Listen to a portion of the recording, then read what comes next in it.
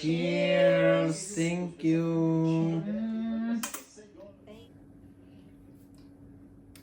Hello mga kalabs! Ayan po, magliligpit tayo kasi magdi-decorate na po tayo ng ating So lagay muna natin siya dito, yung ating mga kalabs. Andito ako sa bahay dahil free day ko.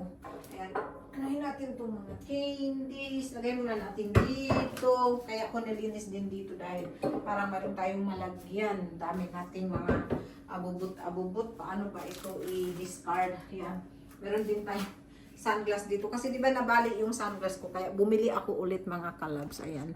Mura lang naman ito. So yan. At tatanggalin muna natin itong mga bagay-bagay dito. Lagay muna natin siya dito. Kasi mag-aano tayo mga kalabs. I-decorate natin itong ating gusto ko man sanang pumunta ng IKEA kahapon. Alam nyo ba?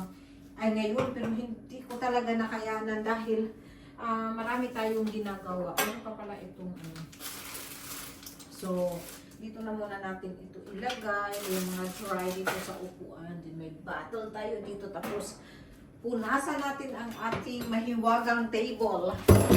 Ayan, punas tayo sa ating mahiwagang table. Ayan.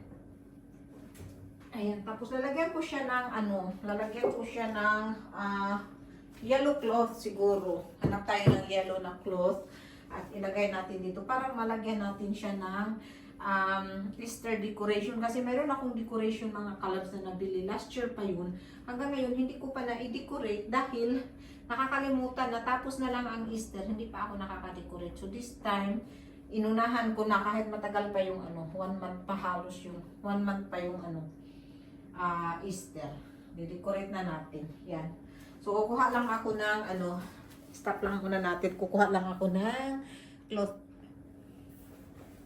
So, ayan mga kalabs, ito na yung ating yellow cloth. Masyado itong mahaba kasi yung sa namin ito, yung sa mahaba naming table noon. Hindi ko alam kung ganyan. Mahaba talaga ito. Kasi meron akong maliit, pero masyado naman siyang maliit.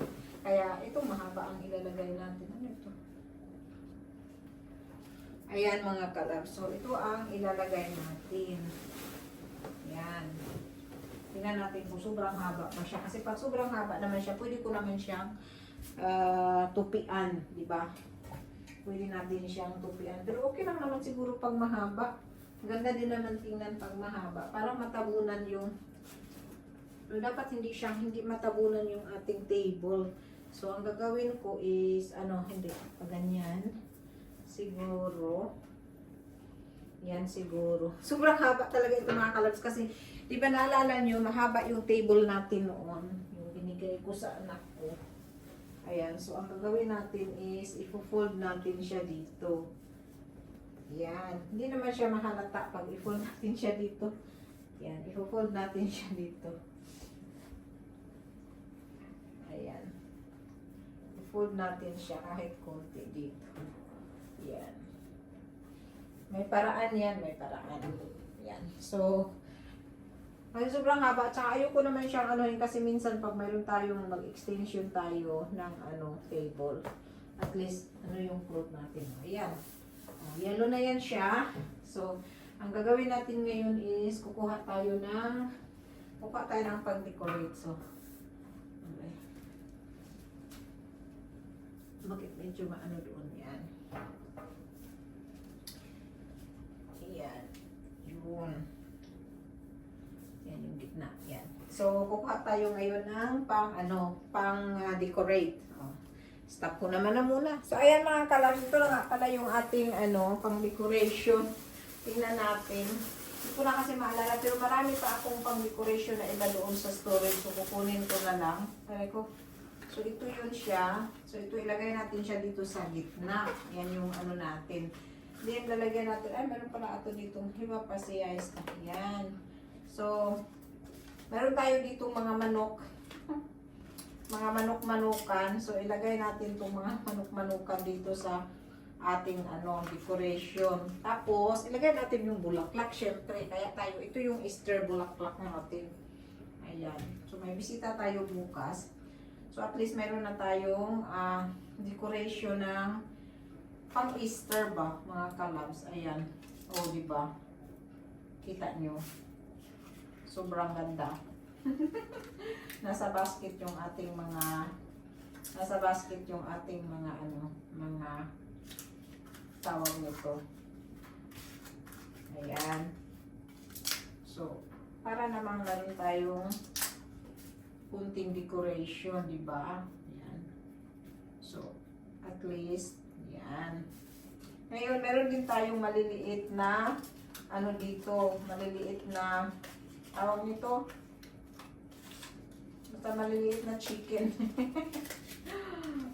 Maliliit na ano bang tawag nito nga? Naku, mga kalabs, nakakalimutan ko na. So, ayan, ilalagay din natin sila ng pang-decorate. Ayan. So, paano na nga ba ito? Ayan. Oh. Ang cute. Ayan siya.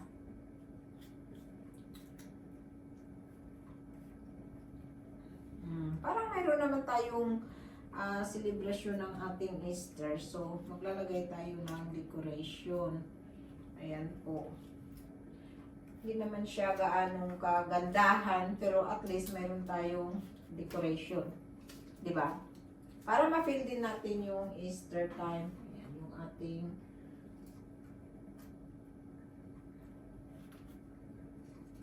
parang kumbaga mas celebrate naman natin kahit pa paano ang Easter. So, lagay natin siya dyan. Lagay din tayo dito sa gitna. Yan. So, ito itapon na natin ito.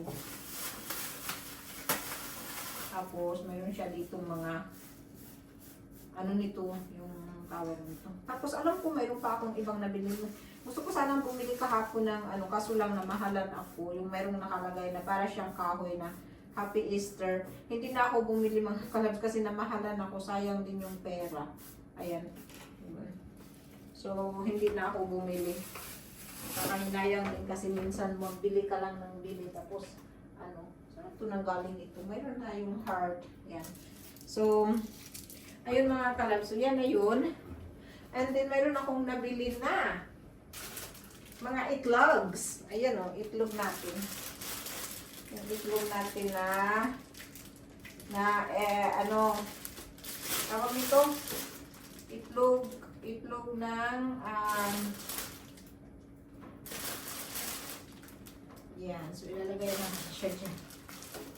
Ayan. O, diba, iba-iba siyang kulay. So, ilalagay natin siya dito sa ating base, sa gitna ng ating base. Ayan. O, diba? Tapos, maglalagay tayo dito ng mga itlog. O, di, ano na yung decoration natin? Fights na. Kailangan pa, hindi na kailangan ng, ano, kung ano-ano pang decoration. Nakakain pa ito. Mas mura pa. O, diba? Ayan. Yung ating eggs. Lagay tayo dito. Eh, puro naman ito. Orange. Ano ba yan? Yellow, orange.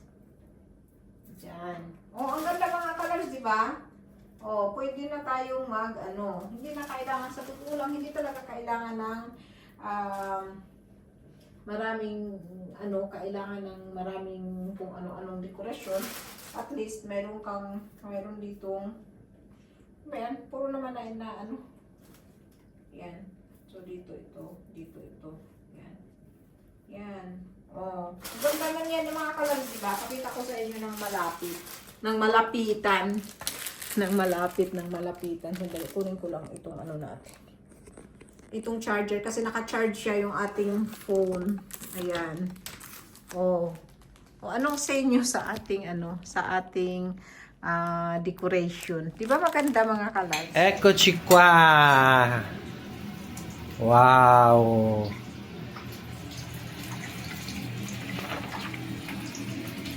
10 di Vincent in matematica con questo bel tavolo primaverile pasquale. Wow, alla grande. E qua cosa c'è?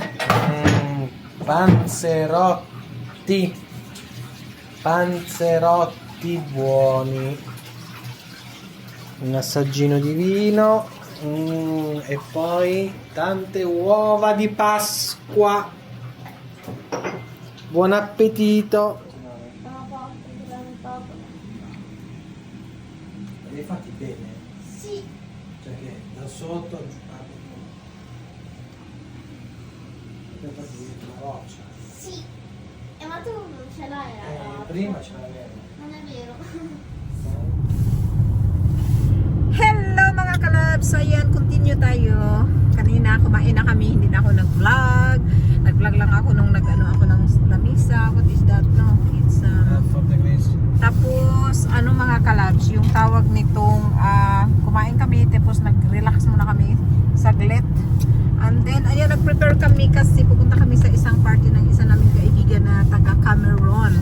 Ayan, birthday ng anak niya, 9 years old. Tagal na kami hindi nagkita, hindi nagkita, pero sabi ko sige puntahan natin kahit saglit, di ba? Pwede naman yun. So dito yung continuous natin ng kaya napa-ano kami, napa-oo kami ng hindi oras dahil talagang hindi naman na talaga kami